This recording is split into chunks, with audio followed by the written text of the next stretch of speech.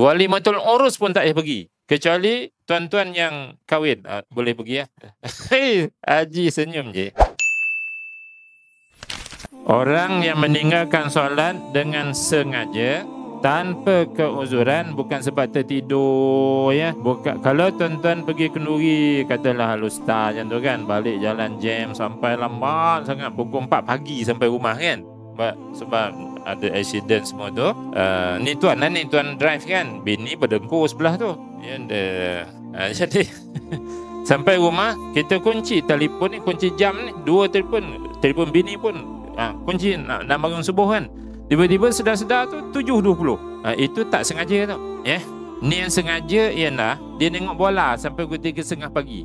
Lepas tu membuta, jam tak kunci pun, telefon tak kunci ya. Maka dia terbangun pukul 7.20 pagi. Itu sengaja. Baca hukum qada dia apa? Tu wajib segera. Itu nak fahamkan ni, perkataan wajib segera tu. Jadi maksudnya tuan-tuan, kawan-kawan kita masa muda-muda dulu tak solat asar, tak solat subuh, tak solat zuhur, hukum mereka mengqada ialah wajib segera. Dia tak boleh, haram dia pergi melancong Bosnia, melancong Kazakhstan, melancong Guangzhou, semua tak boleh tuan. Dia kena habiskan qada solat. Ada faham?